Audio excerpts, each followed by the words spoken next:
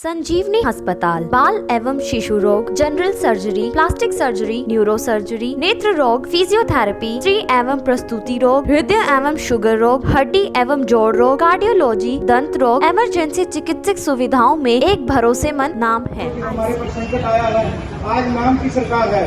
सरकार तानाशाही कर रही है, इससे अच्छी तो तानाशाही अच्छी होती है। सरकारों का मतलब होता है कि व्यापार में उन्नति करें, भाईचारे में विकास करें। कहाँ है वो उन्नतियाँ, कहाँ है वो रक्षा, किसकी रक्षा कर रहे हैं? जब हम करला रहे हैं, हम विलाप कर रहे हैं, हमारी कोई आवाज सुनने नहीं आया। किसी पार्टी अगर आए भी हैं तो वो हमारे नेता जो इस समय सरकार में नहीं है वो आए हैं हमारे साथ, हम उनका बहुत बहुत धन्यवाद करते हैं। घातक और जमींदारों के लिए कितना आर्थिक शोषण करने वाली है वो शायद ना तो भारतीय जनता पार्टी के हरियाणा सरकार जानती है और ना ही केंद्र सरकार जानती है। मैं अपनी जिंदगी के 40-45 साल दे देखा है कि जिन्ने धरने पिछले 2 साल 3 साल डीसी ऑफिस के बाहर लगे इन्हें आज तक नहीं लगे। जो और इस तरह के हर वर्ग के चाहे कोई मुलाजिम ईवन की है कि चाहे कोई टीचर आ, चाहे कोई गैस टीचर आ, चाहे स्कूल खाली पे आ, चाहे मुलाजमा का इन्ना बुरा हाल आ कि पिछले लगातार 10 साल तो 7-8 सालों तो एक भी भर्ती नहीं हुई। हमारा पेशा जो है वो राजनीति है, बेशक सरकार में रहे बेशक ना रहे। आपका भाई आपका बच्चा हमेशा सच्चाई का साथ देता आया। इसी के लिए आज जो भुगतान बेशक मुझे करना पड़ा, मुझे उस चीज का कोई दुख नहीं है। मुझे इस चीज का गर्व है कि आप सभी बुजुर्ग, आप सभी भाई मुझे अपना बच्चा अपना भाई मानते हैं और आपको विश्वास है कि जब भी कोई संघर्ष की बात आएगी तो आपका भाई आपका बच्चा आपके बीच में होगा।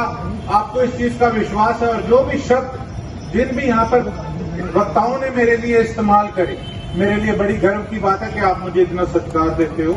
बेशक पहले कोई काले कानून लागू इन्होंने किए, जो कानून इन्होंने लागू किए थे वो काले थे।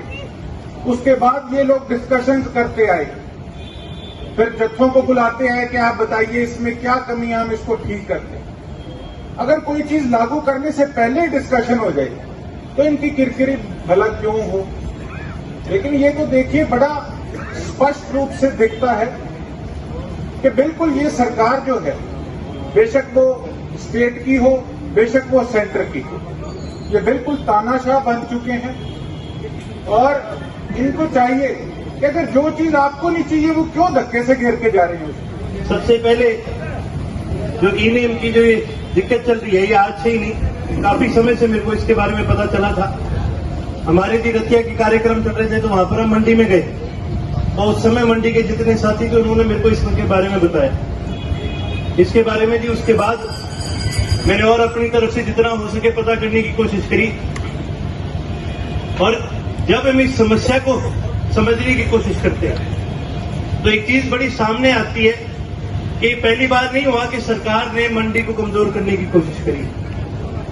ज्यादातर क्या होता है जी, मैं खुद एक किसान परिवार से हूं और खुद मैंने किसान आंदोलन के अंदर भाग लिया था। लेकिन मैंने एक चीज देखी कि जब भी उस आंदोलन के बारे में कहा जाता है, कानूनों के बारे में कहा जाता है तो हमेशा किसान आंदोलन कहा जाता है, किसान विरोधी कानून बताए जाते हैं, जबकि ऐसा नहीं है। तो ये 3 कानून आए थे तो सरकार ने बनाए थे। मेरा ये मानना है जी ये सिर्फ किसान विरोधी नहीं, इनको मैं देश विरोधी माना करता हूं। लेकिन जब से ये भारतीय जनता पार्टी इनकी एक सोच रही है कि भी सारा कुछ एक ही आदमी चला ले, हमें कुछ ना करना पड़े। ये बहुत बड़ा फर्क है जी इन दोनों के अंदर। और इसी प्रकार से ये जो कैपिटलिस्टिक सोच, इसी की सोच के साथ ये ना केवल मंडी को खत्म करना चाहते हैं पर मंडियों के अंदर जो व्यापारी साथी बैठे सबसे पहले उनको कमजोर करना चाहते हैं। इसी करके जी ये जो कानून है, ये जो ई-नेम के, ये भी आज से नहीं, इस सरकार की बड़े लंबे समय से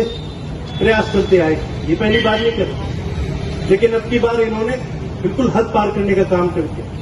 क्योंकि कहीं ना कहीं इससे सबसे ज्यादा जो नुकसान होता है उससे मंडी को ही, मेरा मानना है कि अगर मंडी को नुकसान होता है तो आप समझ लीजिए सारे क्षेत्र को नुकसान होता है। क्योंकि हमारा जो समाज वो मंडी से चला है।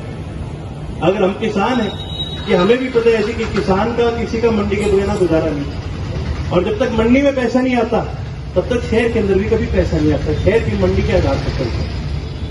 आपकी असली ताकत यह है कि आप सारे इकट्ठे होकर आज यहां बैठे। मैं तो ये जरूर कहूंगा कि ये संघर्ष है, और संघर्ष मैंने आज के दिन देख लिया भारत देश के तरफ, क्योंकि हमारी सरकार इतनी गूंगी बहरी कि संघर्ष आज के दिन आसान नहीं है।